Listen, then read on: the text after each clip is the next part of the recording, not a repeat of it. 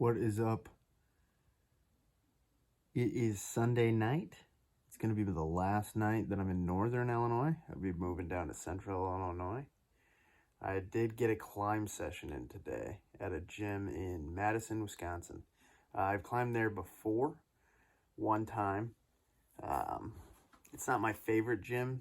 The ceilings are really low and the routes are just kind of strange, and especially the way they're marked.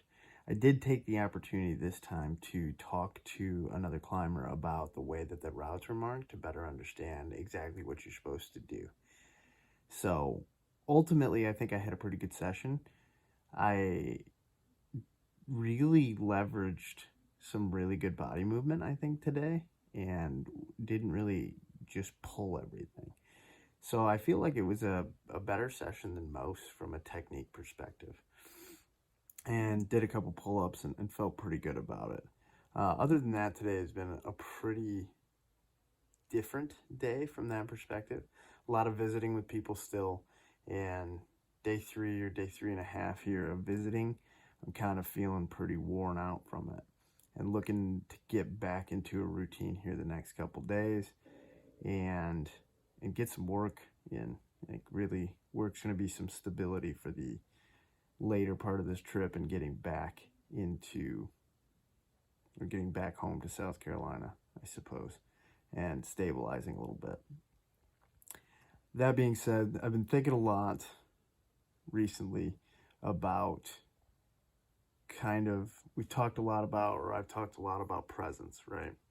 And aspects that are distracting me from the present moment.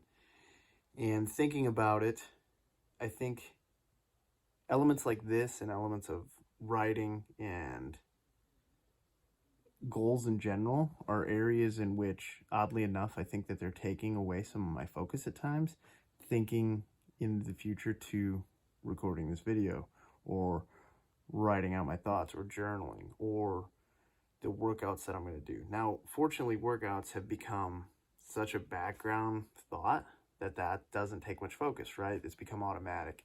And that's where I'm taking a look at writing and the production of these vlogs, which is very lackadaisical right now, right? It's low investment right now. Making it easy, making the friction very low, and getting in here. Now, that being said, I once taught in a master's program here in Northern Illinois, where I'm from. I taught in a management program, or an accelerated bachelor's program is what it was, for professional adults. And I taught in various management essentials courses, leadership courses, and change management. And when I was teaching in that, really the course was I only taught in a virtual lecture. Unfortunately, it was right after COVID, and I taught for usually about 2 hours a week. I would prepare a lecture and people would join. Virtual's not the best format for that, I bet.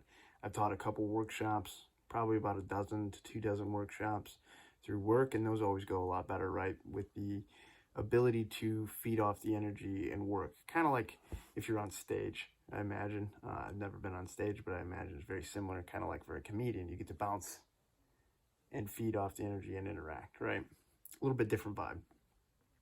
That being said, that 2 hour and that 4 to 8 week commitment was incredibly burdensome or exhausting in a sense. It took a lot of energy. It was a high energy demand. And the reason for that is because I would think about it all the time. I would think about what I needed to do for a lecture. I would think about grading. I would think about all the aspects. And so this 2 hour, which it wasn't supposed to be just 2 hours, right, of an investment, but what was a very small investment became a huge energy demand. And some aspects of what I've been doing lately kind of are that way. And it's just my approach to them. It's not an aspect of like, I think I need to quit them from the energy demand perspective. Like, I don't have enough energy supply to meet the demand. It's just my approach needs a little bit of tweaking, right? Taking a look at it and seeing how I can improve. And I think that the approach is going to be, one, instead of thinking ahead and like planning a thought out for this video and really thinking about it, I'm going to be doing thinking anyways, right? It's something I always do, and I'm going to be journaling. And in those journals and in the experiences of the day, this vlog needs to be a reflection of that. Just reflecting on the day and kind of what I learned or what I thought through. It's very similar to that. It's going to be a very subtle tweak, and like for the videos itself, it might not change anything. But for me, I think it will start to take that energy demand down. And I think that there's a takeaway in there, right? Is one, when you want to do something, like I want to do these videos, you just go do it. And in there, every 5 days, every 7 days, every 10 days, on a time cycle, you do some analysis and say, hey, what's working, what's not working? What feels good, what doesn't feel so right? And this is the process of continuous improvement. If you've never been trained on that or been introduced to that idea, which could be very foreign for a lot of people. I come from a manufacturing background, so I'm pretty familiar with it. Manufacturing and engineering background.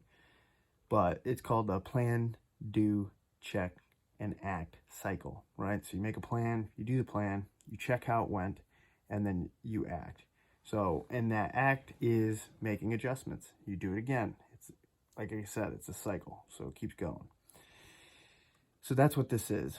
It's an opportunity to take a look at what I'm doing and making some improvements. So this is the takeaway for you, is to do the same thing. What is going well for you? What's not going well? What changes might you need to make? And once you implement those changes, I would advise not changing too many things at once. If you change too many variables and then you don't improve, or in worst case, you go back, you backslide, then you won't know what to undo. And you'll just kind of keep bouncing back and forth between these different states that you're not getting any improvement in. So looking at it, that's the takeaway that I would say to have. And that's a little bit of the change that I'm going to be making.